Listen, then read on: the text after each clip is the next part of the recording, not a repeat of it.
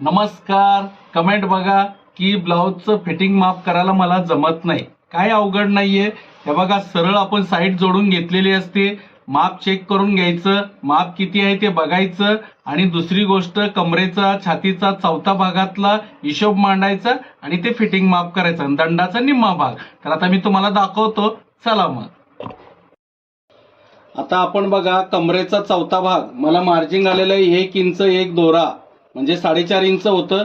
तर मी इथं मार्किंग केली. कमरेच्या इथं बरोबर हिशोबाने थोडंसं मागे पुढे करायचं आणि सरळ जाऊ द्यायचं. निम्म्या भागात आल्यानंतर नाही ना, छातीचा भाग बघून घ्यायचं. तर छातीचा भाग मला आलेला आहे 3.5 पावणे 4. तर मी इथं पाऊण इंच दोराबर इथं मार्किंग केलेलं आहे. आणि जर अवघड वाटत असेल तर सरळ सरळ याच्याप्रमाणे अशी मार्किंग करून घ्यायचं. मी मागच्या व्हिडिओमध्ये वगैरे दाखवलेलं आहे. आणि दंडाचं आपल्याला मला घ्यायचंय 5 इंच 1 दोरा, म्हणजे 10.25 आहे. तर 5 इंच दोरावर मी दंडाचं माप घेतलं आणि ह्या हिशोबाने, जर कळत नसेल तर असं मार्किंग करून घ्यायचं.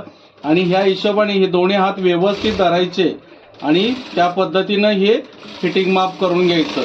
हे बघा, आणि त्याप्रमाणे सगळीकडे जसं आपण 2 टिपा मारतो तसंच 2 टिपा अशा मारून घ्यायच्या. परंतु हे दोन्ही बाहीचं खालचं मार्जिन एकत्र आलं पाहिजे. या पद्धतीने आपण हे फिटिंग माप करू शकतो. अजून एक एक्स्ट्रा शिलाई मारायची असेल तर आपण मारू शकतो. त्याप्रमाणे हे फिटिंग माप तयार होतं. या बघा, आणि त्याचा शेप पण सरळ एकसारखा व्यवस्थित येऊ शकतो. तर ह्या पद्धतीने तुम्ही फिटिंग माप करू शकता.